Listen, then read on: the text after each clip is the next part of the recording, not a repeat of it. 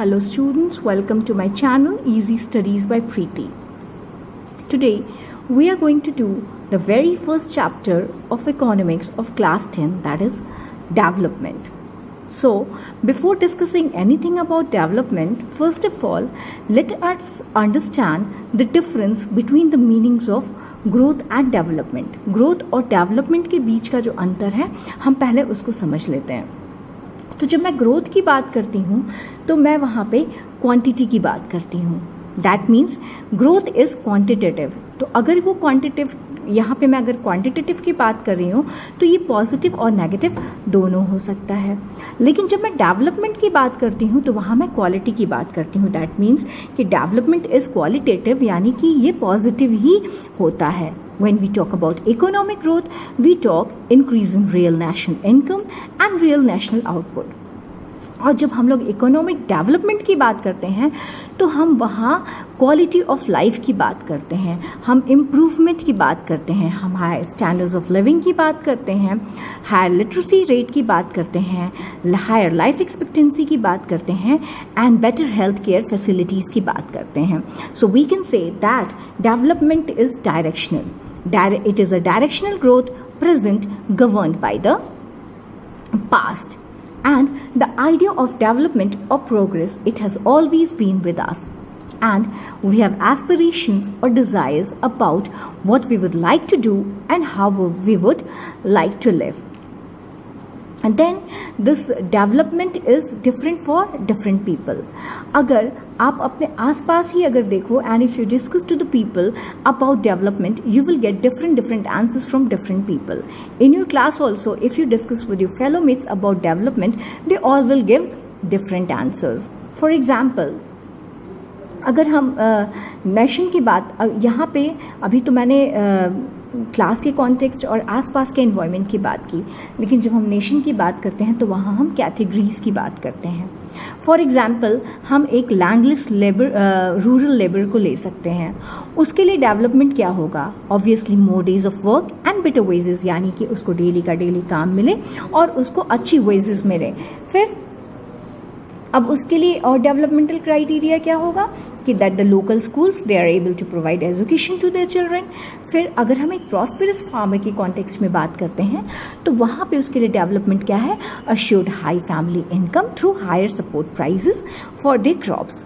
और अगर हम एक रिच अर्बन फैमिली के गर्ल की बात करते हैं तो उसके लिए डेवलपमेंट क्या होगा? उसके लिए ऑब्वियसली डेवलपमेंट यही होगा कि उसको उसके ब्रदर के बराबर फ्रीडम मिले और उसको ये राइट्स मिले, उसको ये एबिलिटी मिले कि she should decide what she wants to do in life. So here what we have seen that different people, they have different developmental goals.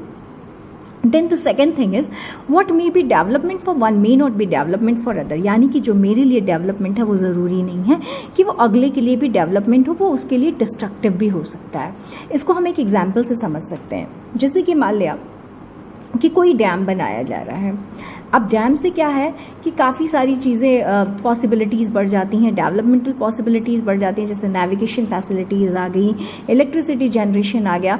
तो ये एक इंडस्ट्रियल्स के लिए क्या होगा? डेवलपमेंट होगा. एक नेशन के लिए क्या होगा? डेवलपमेंट होगा. बट जो ट्राइबल पीपल या जो आसपास के लोग वहाँ से हटाए गए हैं, जिनकी ज़मीनें ली गई हैं, is that development for those people जो बेघर हो गए हैं इस डैम के बनने में?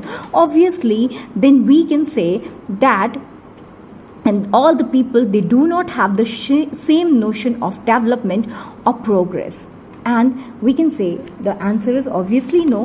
So means what is development for me, it doesn't mean it is development for other. It may be even destructive for that. So what we knew from that different people have different developmental goals, and what may be development for other, it can be destructive for someone else. Now let's discuss about the income and other goals. When we discuss that, means income, besides income there are certain more things which are necessary for development, like equality, getting an equal status in the society, a good treatment, freedom, security and respect for others. These are also the criteria of development. Means there should be no discriminations.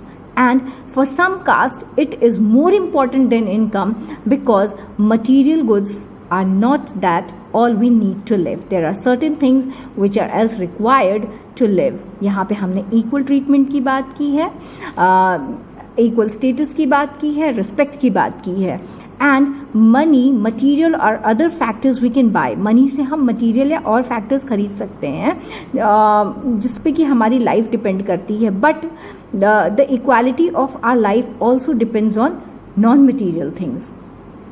There are certain non-material things which cannot be bought, which cannot be purchased from the income that we are possessing in our pocket.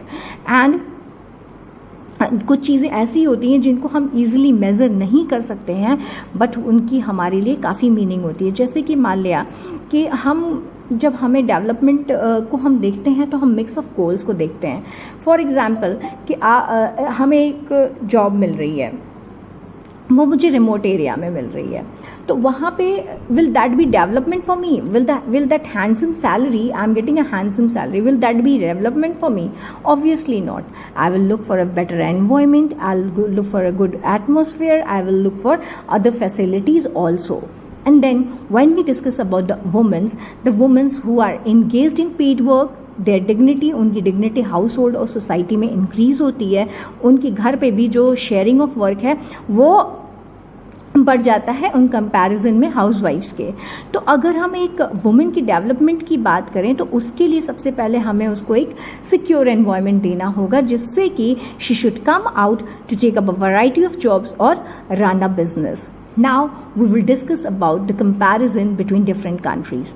तो अगर हम compare की criterion को discuss करते हैं तो ये depend करता है कि हमारा पर्पस क्या है कंपैरिजन का. जैसे कि मान लिया कि अगर मुझे एक स्पोर्ट्स टीम को सेलेक्ट करना है तो मैं फिजिकली फिट स्टूडेंट्स के लिए जाऊंगी. म्यूजिकल टीम को सेलेक्ट करना है तो मैं उन्हीं बच्चों पे जाऊंगी जिनके गुड वोकल्स होंगे. फिर एक डिबेट टीम और सिमिलरली पिकनिक टीम की भी अगर हम बात करें तो इस सबके क्राइटेरियाज डिफरेंट हो जाते हैं. तो यहाँ पे क्या होता है कि यहाँ पे हम एक या दूसरी जो इम्पॉर्टेंट कैरेक्टरिस्टिक एक पर्सन की है उनको हम लेते हैं and these comparison they are based on these. फिर जब हम कंट्रीज के कंपैरिजन की बात करते हैं तो वहाँ पे जो सबसे इम्पॉर्टेंट एट्रीब्यूट आ जाता है वो इनकम आ जाता है. यानी कि अगर एक कंट्री के पास इनकम ज़्यादा है means it is considered greater income, it is considered to be one important goal. And so whatever people like and should have, they will be able to get with greater income. यानी कि अगर हमारे पास income है, हमारे पास पैसे ज़्यादा हैं तो हम जो चाहते हैं वो खरीद सकते हैं. तो अगर पर्टिकुलरली हम कंट्रीज़ की बात करें, कंपैरिजन की बात करें, तो यहाँ पे जो बेसिक एट्रीब्यूट ऑफ कंपैरिजन हो जाता है वो हमारा इनकम होता है. यानी कि अगर कोई एक कंट्री है उसका हायर इनकम है तो वो ज़्यादा डेवलप्ड होगी लेस इनकम कंट्री से. यानी कि यहाँ पे अगर हम मोर इनकम की बात करते हैं तो we are saying that we mean that more of the things available to human needs. Then for comparison between countries total income, it is also not such a useful measure. उसके अलावा भी कुछ measures होते हैं जिनके basis पे हम countries को कंपेयर करते हैं. मान लिया कि अगर हम इनकम को ही क्राइटेरिया मान रहे हैं कि इस कंट्री की इनकम ज़्यादा है, इसकी कम है, तो ये भी तो हो सकता है कि जिसकी इनकम ज़्यादा है उसकी पॉपुलेशन ज़्यादा हो और उसके कंपैरिजन में जिसकी कम है उसकी पॉपुलेशन काफ़ी कम हो और पर कैपिटा इनकम उसकी ज़्यादा हो. तो we can say that total income will not tell us what an average person is likely to earn. तो जब अगर हम वर्ल्ड डेवलपमेंट रिपोर्ट की बात करते हैं तो जो क्राइटेरिया यूज़ किया गया था उसके अकॉर्डिंग जो पर कैपिटा इनकम को अगर हम एक डेवलप्ड कंट्री के कॉन्टेक्स्ट में देखते हैं तो वो 4,53,000 पर एनम होना चाहिए 2004 के अकॉर्डिंग. तो उस कंट्री को हम रिच कंट्री कह सकते हैं.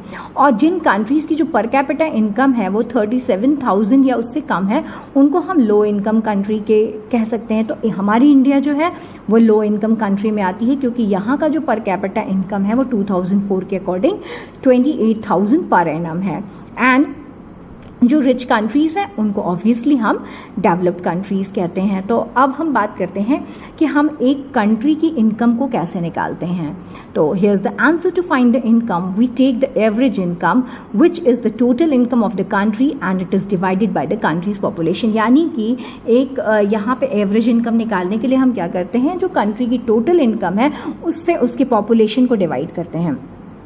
तो जो आंसर आता है वो हमारा एवरेज इनकम या पर कैपिटा इनकम होता है, यानी कि per capita income is equal to the national income divided by the total population of that country. यहाँ पे मैंने 2 कंट्रीज का एग्जाम्पल लिया है और वहाँ पे हमने 5 कैटेगरीज बना रखी हैं, 1 2 3 4 and 5। This is the average income. तो अगर मैं एक कंट्री की बात करती हूँ तो यहाँ पे हमें बहुत ज़्यादा डिफरेंस इनकम लेवल में नहीं दिखता है, और बी कंट्री की अगर मैं बात करती हूँ तो here we see much difference between the earning of the people. So agar if you are asked to select any one country to live, obviously you will go for this one and of this class. But अगर आपसे ये कह दिया जाए कि आपको category नहीं decide करनी है, आपको बस कंट्री डिसाइड करनी है, कैटेगरी हम डिसाइड करेंगे, तो you will go for this country because the income level is similar of all the people.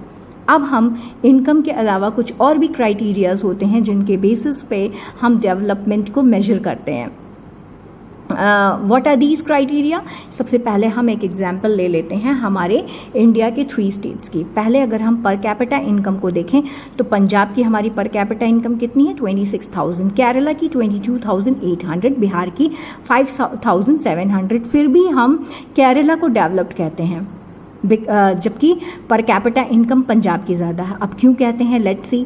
तो यहाँ पे हमने कंपेयर किया है इन्फेंट मोर्टेलिटी रेट को, लिटरेसी रेट को और नेट अटेंडेंस रेशियो को, यानी कि डेवलपमेंट को मेजर करने के लिए ये तीनों चीज़ें भी ज़रूरी हैं।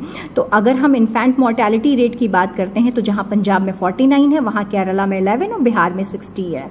हमारी लिटरेसी रेट 70, 91, 47, यहाँ भी केरला की सबसे ज़्यादा है लिटरेसी रेट, और नेट अटेंडेंस रेशियो भी केरला की ज़्यादा है। तो अगर हम इन सारे क्राइटेरियाज को कंसिडर करें तो obviously Kerala is the developed state among these 3 and Bihar is the least developed among them. अब हम आते हैं पब्लिक एक्टिविटीज़ पे। तो जब हम पब्लिक एक्टिविटीज़ की बात करते हैं तो हम ये कहते हैं कि हमारे पॉकेट में जो भी मनी है उससे वो सारे गुड्स एंड सर्विसेज हम नहीं खरीद सकते हैं जो हमें that we may need to live well. For example, अच्छे से जीने के लिए हमें एक पोल्यूशन फ्री एनवायरनमेंट चाहिए। Pollution free environment, unadulterated medicines and protection from infectious diseases etcetera could not be purchased from the income that we are possessing in our pocket. Here what we see that Kerala has low infant mortality rate because यहाँ पे adequate health facility